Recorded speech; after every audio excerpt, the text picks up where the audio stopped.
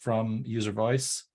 I interviewed him recently on the Agility podcast, and I saw him as a prime example of an agile leader. I was blown away by him.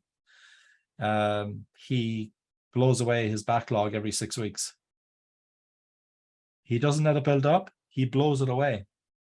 And they spend 8 weeks, I think 6 to 8 weeks, something like that. And so they deliver for 8 to 6 weeks, and they're planning for the next 6 to 8 weeks during that time frame as well. So they're thinking, they're discovering, then they're building, and they're being very contained, because they could spend 16 weeks, they could spend 24 weeks on something, but that constraint helps them to really simplify how they deliver, helps them to discover. So they're not building up 600 ideas in their backlog. They're being really, really focused. He wasn't a victim to dogma. He was quite flexible in his approach. And he was, what I could see, I don't know Matt very well, apart from the interview that I had with him, but essentially what I observed is he's a kind of a guy who tries to fix problems that are beyond the control influence of the teams. And he is trying to serve people. He is a true leader. The other example, most recent example, is John Carter, ex chief engineer at Bose, and now an expert and executive in product and marketing.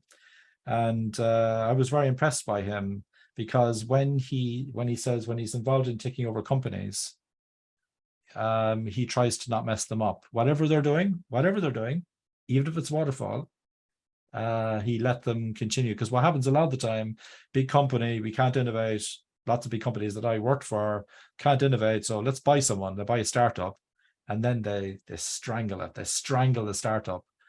And there was one startup in one bank I worked with before, actually, and I went talking to them. I was with the bank, and they saw me as, the big bank guy or whatever, but I was just a coach at a bank.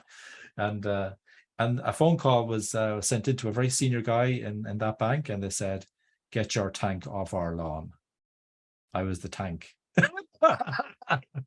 So, but they were right, because they were worried. I mean, I was actually trying to help them, but they thought it was one of these people that usual people just strangle them. But yeah, so I was very impressed by John, and also with his work in Bose as well. When the headphones that I'm wearing now were invented by John and his team. He wasn't the chief engineer then; he was on the team initially.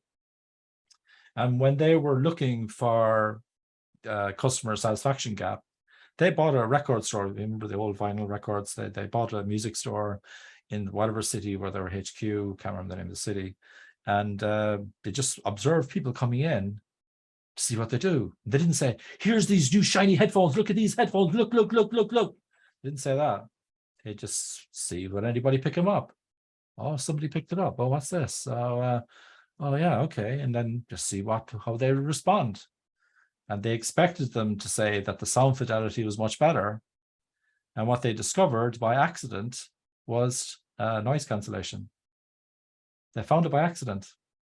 And so now we have noise. And so they responded to that. And the other thing that John said as well, which I thought was really cool, because you could be experimenting forever in the complex space and in positive chaos. But what they did is they only innovated in one dimension. So if we have a good product, well, let's try a different market. If we're in a market, let's try a new product, or, I'm just making up examples here.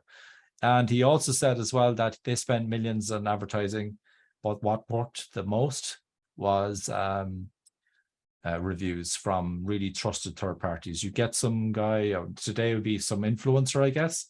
You get an influencer to review your product, might be good, might be bad, but they'll attract traffic to your product. So very impressed by Matt Young and John Carter. And what I've been very encouraged about since I started the Agility podcast is the Agile executives coming to me. And someone said to me, "John, you're like a light for Matt." So I said, "What are you talking about?" "Yeah, you're a light, because people see that you're all about executive agility, and you're giving off really good energy about that. And there are Agile executives out there, and they are coming to me, and I'm so encouraged." It's so easy to be cynical. If only the leaders would change, you know what I mean? But sometimes they've got their own problems as well, executives, and it's just really encouraging to see that there are people right now operating in this world, young and old, who are really agile executives. Sorry, very long answer.